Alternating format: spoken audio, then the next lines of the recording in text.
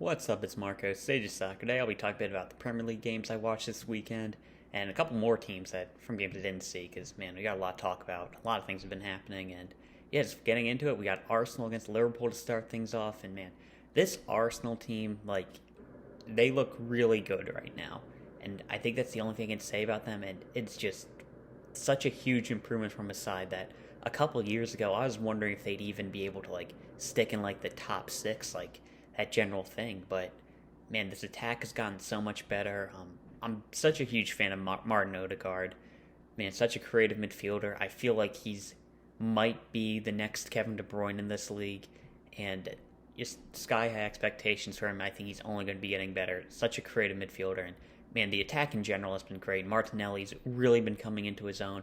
We've seen his potential for a while, but man, this game he really showed how good and how dangerous he can be. Saka's a great player. Gabriel Jesus up top. The entire front four is looking really good. And I mean, the defense conceded a couple goals, but it's still Liverpool's attack. You can't really fault them too much. And I'm really liking the group of players that they have.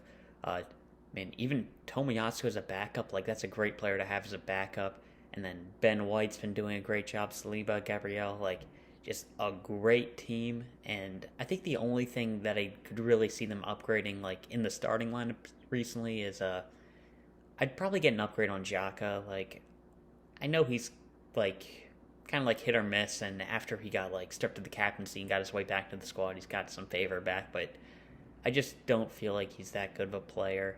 And if this is an Arsenal team that wants to start contending for Premier Leagues and Champions Leagues, I think they're going to want to upgrade on him, and potentially Partey. I'm still kind of going back and forth on him because you do see the talent. I really like the physicality that he brings to this Arsenal team. I think he's going to be fine, but I'd like to see him alongside a better partner, I think. I mean, I'm going to be... You can say this for just about every top 6 team in the league, but they should be going after Jude Bellingham right now, which is kind of just they should be trying to win the league. Yep, I guess they should. Man, this is an Arsenal team that I think they're legitimate title contenders. Man City's the obvious favorite, but they're still ahead. They're still on top of the league.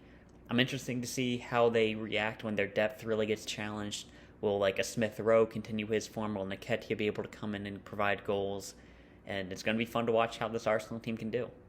Then we got Liverpool, and they're just kind of looking a lot worse.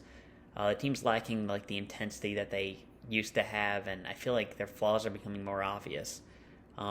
Without Mane up front, today it was fine, but I feel like their attack is getting a bit worse.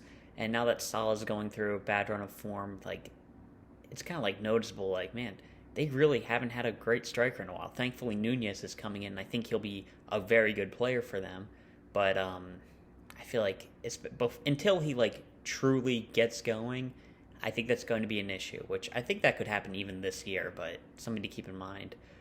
Trent AlexanderArnold's defense it's always been a weak point, and from his very first game, he was starting. I remember Anthony Martial just kind of abusing him that game, but it's starting to eclipse his offensive production, and to the point where you really can't have him in the team. They had to substitute him at halftime. Arsenal were on a break towards the end of the half, and it was I remember the announcer said, "Oh, it's a 3-on-3 break," and just in my head it was just 3-on-2.5. Alexander-Arnold's not going to do anything, and then he got burned for the goal, and it's becoming clear that he's a problem they're going to have to figure out. Then I think, in addition, Jordan Henderson's weak play is becoming just more and more obvious in the team. And geez, that's not even getting into the potential controversy that he had. We'll have to wait and see on that. But even putting that aside, I've been thinking he's been a weak point in this team for basically years, and I don't know. I just don't think his on-ball ability is that good. His defensive production I feel like it's been going down if it was ever that great to begin with, and I feel like they've been succeeding more despite of him rather than because of him. He's been captain for a ton of squads that he's been on, including England, so maybe he's just a very good leader, but I think his poor play is really starting to stand out. And maybe they can fix both those problems in one try and just put Trent AlexanderArnold in the midfield. I mean, I can understand why that wouldn't be like a perfect solution. Alexander-Arnold's crossing is a very big deal, and then you're taking that away from him. But and his defensive deficiencies don't just disappear if you put him in the midfield. It would still be a problem, but I feel like it's at least worth a try, and I feel like he'd do a bit better with Fabinho behind him, putting him in the midfield with Thiago. That could provide a lot of creativity for the squad, and I think it's worth trying out. I don't think there's anything you lose by giving it a shot. Besides that, the defense needs reinforcing. I think Van Dijk is fine. He's definitely going through a bit of a rough patch for him, and Andy Robertson's out as well, and that hurts. But I feel like they should just. I don't think Matip's ever really been that guy for them. He's done a job, but I don't know. Part of me always felt like he was there as like a bit of a stopgap until Joe Gomez really got going, but it looks like that's never going to happen, whether that's through injuries, which is unfortunate, or him just not fulfilling his potential. But I feel like, splashing the money on a really good center back and a really good right back would definitely help out this Liverpool side. And I think it's something that they have to consider. And also, Jude Bellingham would benefit them as well, but again, so would everybody. Then going through the rest of the games, Man City kept winning in a dominant fashion. Haaland had a pretty bad game, only one goal. Missing. That's a joke, obviously, and I can't say we learned anything. Man City kept doing well, and Southampton, it is what it is. You can't really judge them based on this. Tottenham, again, had a similar grind-out type win over Brighton, which I've been talking about that a lot, too. It's good to see that Tottenham are able to, grind out these wins. I feel like you can see, a bit of a culture shift going on with Conte. I think that they could have a good cup run this year, and I think that could just really help them. Even just winning, a League Cup, I think that would be huge for Tottenham. But, again, I don't think we really learned anything from this game. Brighton, on the other hand, I know falling off is kind of natural. They wouldn't have been able to sustain that hot start even with Graham Potter, but I feel like the team could start to really fall off without him. We'll have to see how Roberto De Zerbi does for them. I think he could easily be just as good, but he might not be. Brighton, I feel like they're kind of in a similar position to Leicester a couple of years ago, where you could see a boatload of young talent that they had, and just man, if they are able to keep this entire team together for 2 or 3 years, they'll be looking really good. And to be fair to Leicester, they got a cup run and a couple good European runs out of that, but man, things are falling off right now. I think Brighton have a good foundation to succeed, but they have to make use of it. Then Crystal Palace defeated Leeds in a game that showed a lot of good spirit coming back from a goal down, and good defense despite injuries to Klein and Richards. Mitchell came off the bench, and I can give Mitchell a bit of a hard time sometimes, but man, when he subbed on, the team looked a lot better.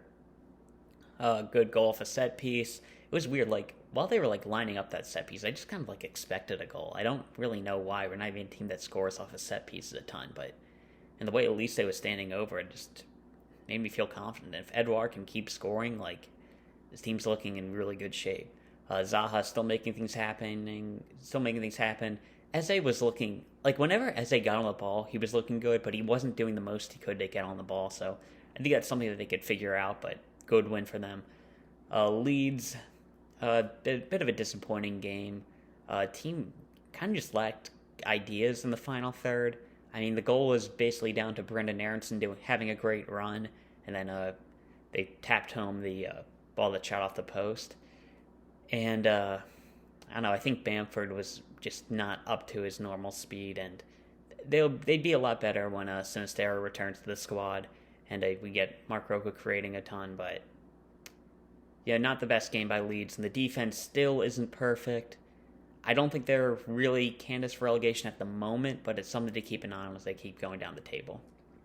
And speaking of candidates for relegation, I got the Nottingham Forest and Aston Villa game, which I swear that just appeared. I did not know that game was happening till 15 minutes before it started.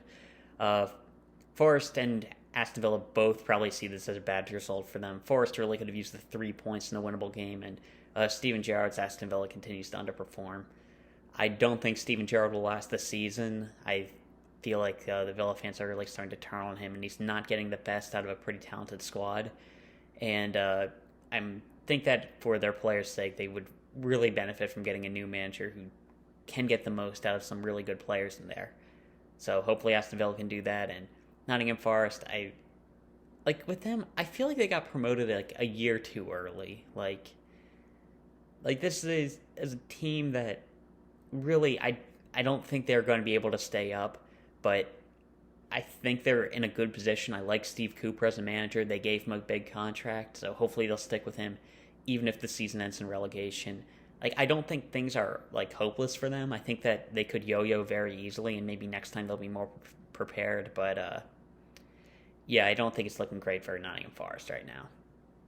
And then elsewhere, we saw Wolves sack Bruno as their manager. Interesting to see who comes in as the new guy. They have some interim managers right now. I think they're going to hold off till after the World Cup when Fernando Santos becomes available. But we'll have to see who ends up picking it up. Like, I'm kind of joking about that, but it is likely to be a Portuguese manager. That squad's basically, the entire team's like run by an Asian. It's so weird. And Leicester City, they continue to falter, and I really can't see Brendan Rodgers keeping the job. And I mentioned before, like with Brighton, it's like if they can keep all those players together, like they should be in good shape. And like Leicester, they had some guys leave, but they kept Tielemans, they kept Ndidi, they kept Madison. They've got Harvey Barnes. They signed Daka, Iheanacho. Like everything, like they did everything right. It's falling apart, and I'm really hoping that they can get a new manager in who can just revitalize that squad and hopefully keep the team together, because I feel like they're close to breaking into like a top 6 level team, but I don't know. It seems like it's going to be Newcastle who does that rather than them, and man, hopefully they can stay up. And I really want this team to stay together because it's like a really fun squad, but yeah, not looking too great for them. But yeah, it's been a pretty good week. Arsenal had a great win. Got to see my Crystal Palace team continue to perform, and Man City, Chiefs, they just look amazing. And yeah, that's all I'll talk about. See you.